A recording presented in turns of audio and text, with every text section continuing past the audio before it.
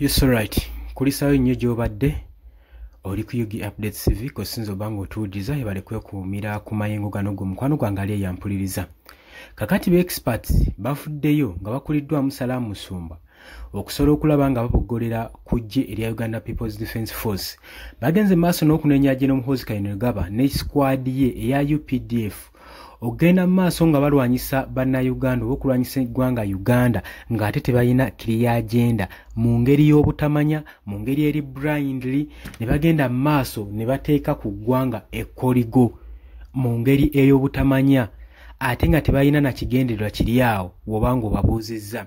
Agamba bulicha bagenda balwanyisa eggwanga oba olaba entalo ezigenda maaso mu ggwanga zibeeramu ab'amagye aga UPDF bagenda maaso n'okukuba abantu, bagenda maaso n'okucunya abantu, okubatuntuza naye nga tebalina kiriya agenda olw'ensonga nti lwakuba bali close ne mutabani wa Mwami Kaguta Museveni, Muhoozi Kainerugaba, Chief of Defence Force. Bino ebigambo si bya mukutu guno wabula bigambo ebiva eri ba experts okuva ewa Salaamu Musumba. Nnyonera okujjukiza nti nno gwe atanatweyungako okkirira wansi waliwo ekigambo subscribe kikooneko obeerenga otweyungako gwe mukwano gwange ali eyo abali emitala w'amayanja mbaanirizaako nnyo mwebali kwekuumira ku Yugi Updates TV. Twewaayo okubaweereza okusobola okulaba nga mukiipinga nga muli updated buli kadde buli ssaawa gwe ali eyo ampuliriza. Kakati nno ebigambo bya Salaamu Musumba bidrowinzewo tension eri bannayuganda nga bagamba ye nga tubadde twazibwa dda amaaso nga kino tetukiraba nga n'ekizibu tukitunuulidde naye nga tetumanyi entabe kweva. Kakati nno ebyo lumaze okubiwulira entawe bagisonze mu mutabani wa Mwami Kaguta Museveni, Muhoozi Kainerugaba era nga Chief of Defence Force. Bagamba nti ye n'amagye ge okuva we yayingira mu bukulembeze obokubeera nga CDF, Chief of Defence Force wa UPDF, yateekawo influence, alina influence gy'aleeta mu magye etaaliwo.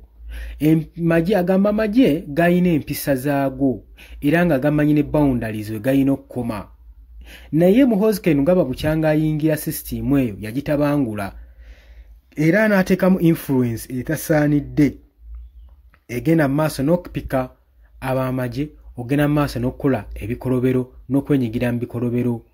Agamba kyokka ekyewuunyisa tebalina na kiriya agenda, tebamanyi na kye bakola, ne bawunzika ng'eggwanga balittattanye nga n'eggwanga balivuze nga balisudde mu kateebe ekatasobola kuvaamu olw'ensonga nti nno bakola kinyumo ate nga bakola lwakuba nti nno balina influence eya Muhoozi Kainerugaba. Agamba amagye ago naddala agaliraanye Mwami Kaguta Museveni balina influence y'amaanyi nnyo nga bayita Muhoozi Kainerugaba okusobola okugenda maaso n'okutuntuza bannansi ne babaliisa akakanja mu ngeri ey'ekyonoono, mu ngeri eri blindly nga n'ekye bakola tebakimanyi.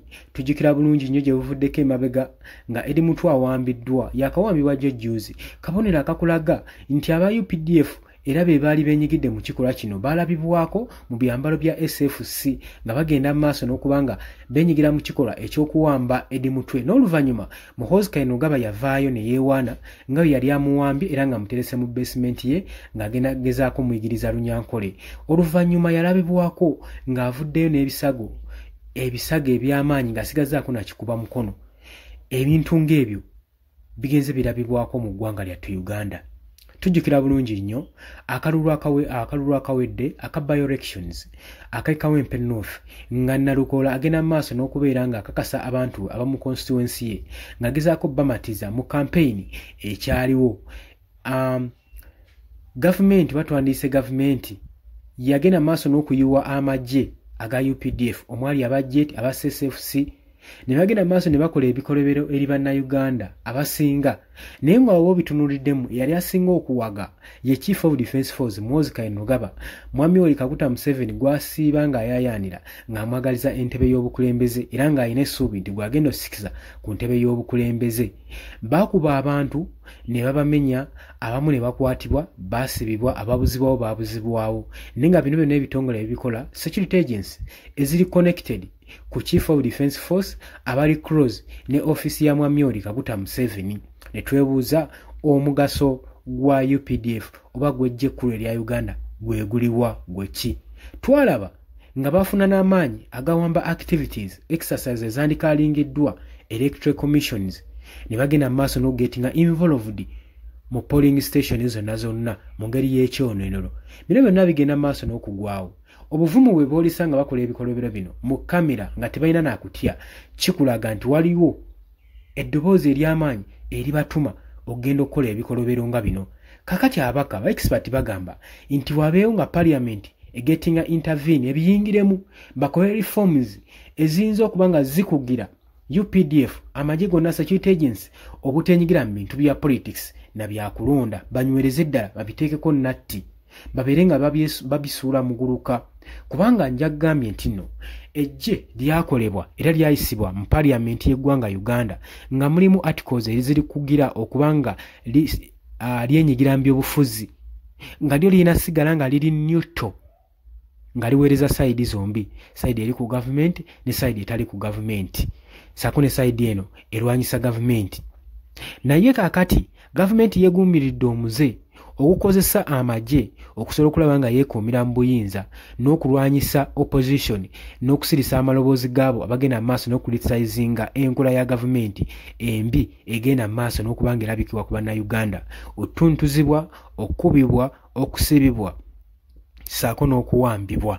Ebikolwa nga bino bigenda mu maaso nga birabibwako. Olwa nsonga ki? Nti abakulu bano balina amaanyi okuva emabega, balina komandi ey'amaanyi era nga tebafaayo kikijja, bamanyi bajja bawolereza era bamanyi bajja babikkirira. Kakati Salaamu Musumba agamba nti bino tubikooye ebikolwa nga bino ebyeffujjo tubikooyedde ddala ebigenda mu maaso n'okubika eggwanga lyaffe akatambaala ng'ate lilisuula mu kateebe. Bagamba parliament eyingiremu mangu baddemu okumendalinga reforms empya esobola okuteeka natti n'envumbo ku UPDF nga bwe kyali nga tebawa mwaganya kwetaba mu politics ejje lisigale nga liri nnuto bannayuganda bajja ofuna emirembe.